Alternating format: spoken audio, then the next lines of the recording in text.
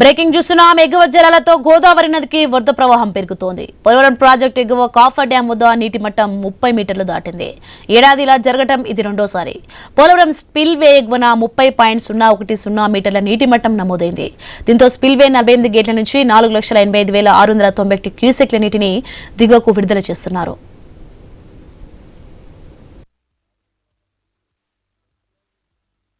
ఇక ఎగువ జలాల ఉధృతితో పోలవరం బ్యాక్ వాటర్ ప్రభావం పెరిగింది. కుక్కునూరు మండలంలోని దాచారం గుండేటి వాగు కల్వట్టు మునిగిపోయింది.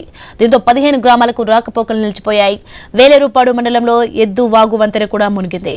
దీంతో 18 గ్రామాలకు రాకపోకలు బంద్ అయ్యాయి. రైట్, ఇది అంశానికి సంబంధించి మరింత సమాచారం మా ప్రతినిధి భార్గవ్ ఫోన్లలో అందిస్తారు. ఎస్ భార్గవ్. అటు గోదావరి వరద పెరుగుతున్న నేపథ్యంలో ప్రస్తుతం పోలవరం ప్రాజెక్టు వద్ద కూడా అత్యధికంగా కూడా వరద నీరు వచ్చేరుతుంది. ఇప్పటికే 5 లక్షల క్యూసెక్ల నీరు కిందకు ప్రవహిస్తున్న నేపథ్యంలో పోలవరం ప్రాజెక్టు ఎగువ కాపర్ డ్యాం ఆనుకొని బ్యాక్ వాటర్ ప్రభావం ప్రధానంగా విలీన మండలాలపై పడుతుంది. అటు చింతూరు డివిజన్ అల్లూరు జిల్లాలో, అలాగే ఇటు ఏలూరు జిల్లాలో కుకునూరు వేలేరుపాడు మండలాల్లో కూడా ప్రస్తుతం ఈ ప్రభావం ముంచెత్తుతోంది.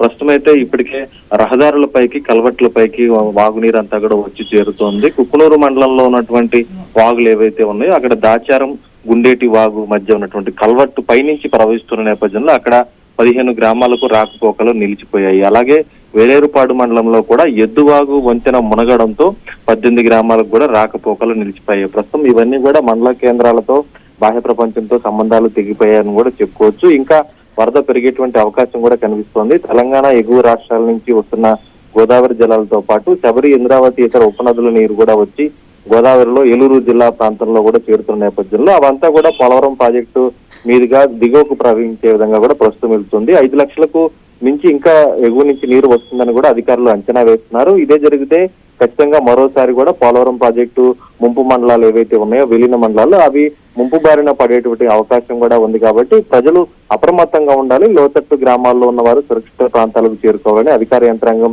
హెచ్చరికలు జారీ చేస్తుంది. ప్రస్తుతానికైతే కల్వట్టులపై నుంచి రహదారులపై నుంచి మాత్రమే నీరు ప్రవహిస్తుంది. అది గ్రామాల్లోకి కనుక చొచ్చుకుని వెళ్తే ఖచ్చితంగా పూర్తిగా చుట్టుముట్టేటువంటి ప్రమాదం కూడా ఉందని చెప్పుకోవచ్చు. Right, thanks for the information Bhargav.